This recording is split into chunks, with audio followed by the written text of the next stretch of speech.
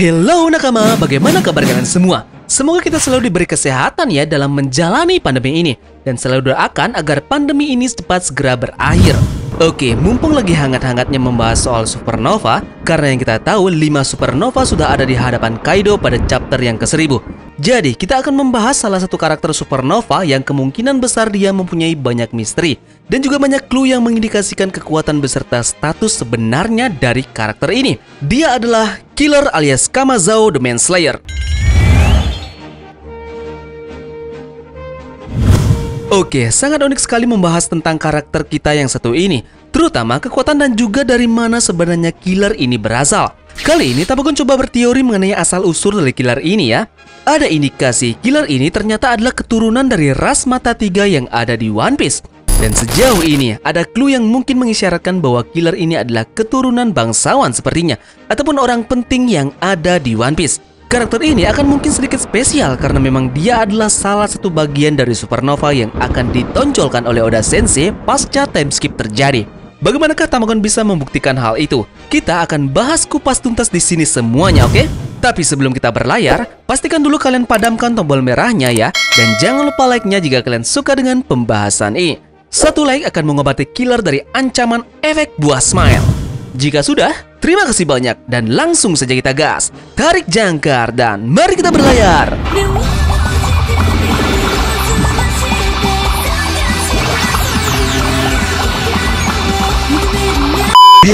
Yuk sama gue. Berbicara mengenai karakter dalam supernova ini, Killer adalah karakter yang sangat unik dan mungkin menjadi salah satu karakter penting di One Piece.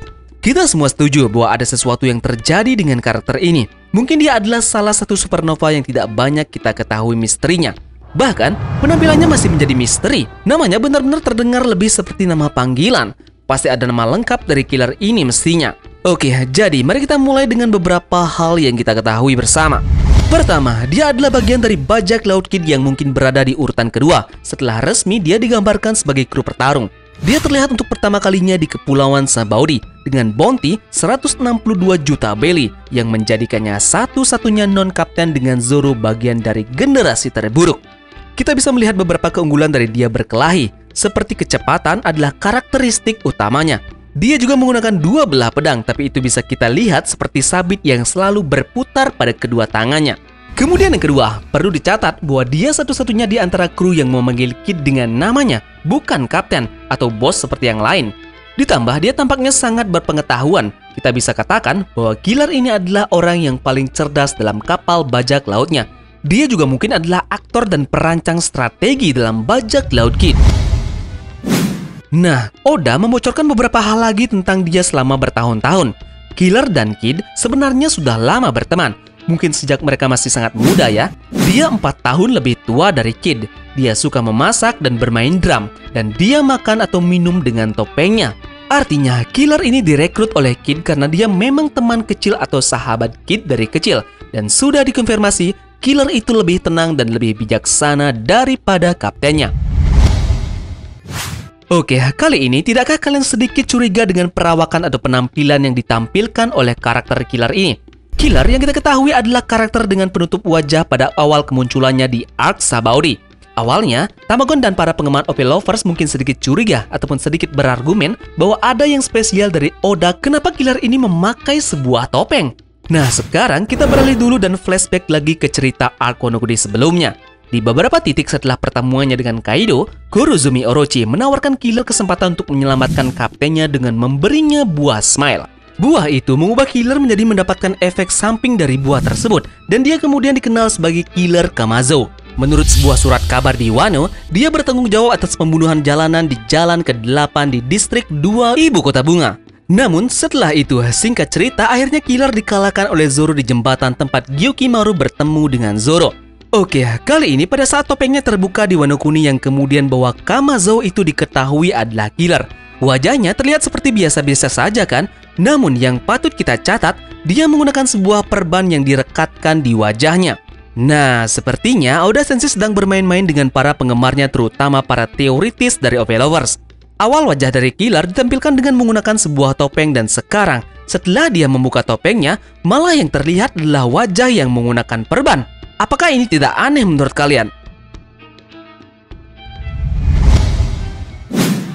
Ini sedikit memberi gambaran kita atau memberi sedikit clue lah yang mengindikasikan bahwa ada sesuatu yang sepertinya disembunyikan oleh Oda Sensei pada wajah dari killer.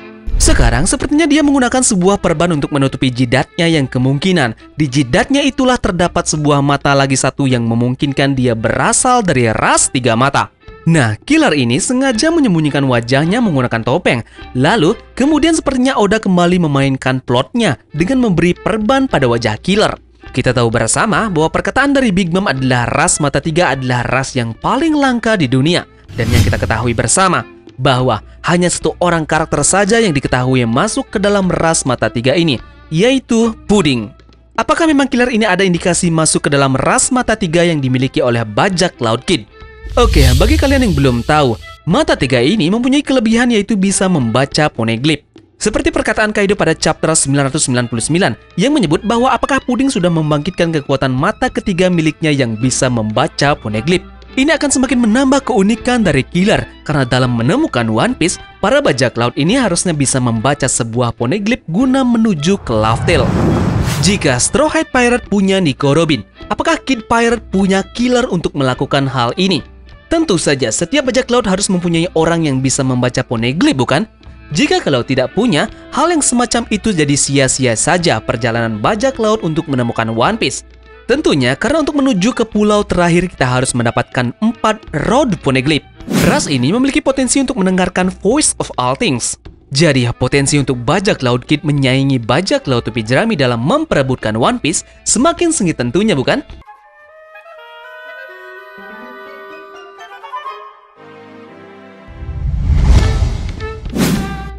Yang jadi pertanyaan juga adalah masa kecil killer yang masih disembunyikan oleh Oda Sensei. Oke, coba kita beralih ke SBS dari Oda. Pada SBS volume 64, Eiichiro Oda menggambar supernova sebagai anak-anak atau masa kecil mereka. Killer ditampilkan sebagai seorang anak dengan rambut panjang hingga menutupi matanya menggunakan kaos polos, celana, sepatu, dan sedang makan sepiring mie. Nah, masa kecil dari killer ini nyambung dengan statement Oda di One Piece SBS 54. Kira-kira bunyi SBS itu begini. Penggemar bilang, aku ingin melihat wajah killer. Nah, kemudian Oda Sensei pun menjawab, yes, aku juga. Nah, di sini mungkin Tamagon bisa jabarkan ya. Oda Sensei sendiri penasaran dengan muka killer, yang berarti ada kemungkinan kan masa kecil yang dia masih rahasiakan. Ketika masa dewasa, killer menutupi wajahnya dengan topeng. Yuta Kid berdalih karena killer membenci tertawanya. Kemudian di Wano sempat dilepas, akan tetapi sangat pintar Oda Sensei membuat perban di sekitar wajahnya. Jadi sampai sekarang wajah killer sebenarnya masih dirahasiakan. Yang namanya rahasia pasti ada yang disembunyikan, bukan? Jadi apakah mungkin killer itu adalah seorang dari ras mata tiga?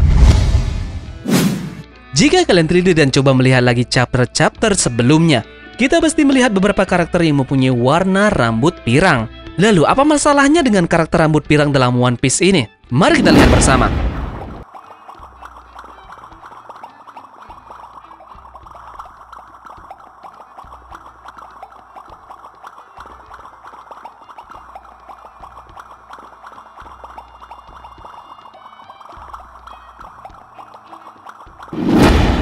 Yaps, apa yang kalian simpulkan dengan melihat karakter yang berambut pirang yang Tamagon sudah perlihatkan ini? Yes, tepat sekali. Mereka semua entah bagaimana adalah keturunan bangsawan. Tapi tentu saja ada pengecualian. Zeff, Marco, Leo, Dellinger, Bellamy, Pauli, Khalifa, Hawkins, Jack, Margaret, Eneru, Shiki, dan Kokoro. Tapi kita tidak tahu banyak tentang asal-usul dari karakter ini, bukan? Tetapi Oda memang memiliki kecenderungan dalam memberikan skema warna jika melibatkan hal ini. Satu hal penting terakhir yang Tamagon ingin bahas, Kid menyelamatkan Tenryubito kepada killer sebelumnya dengan asumsi bahwa dia mengetahui identitas killer yang sebenarnya. Ini mungkin tidak acak. Killer tampaknya setuju dengan visi kaptennya sendiri. Jika killer ini benar-benar seorang ningrat, dia mungkin telah menolak asalnya. Mungkin status dari bangsawannya ini sama halnya dengan yang dialami oleh Sabo. Jadi, rangkuman teori dari Tamagon ini adalah killer adalah seorang bangsawan yang menyamar. Dia juga diindikasikan masuk ke dalam ras mata tiga dan menjadi faktor penting dalam bajak laut Kid untuk mendapatkan One Piece.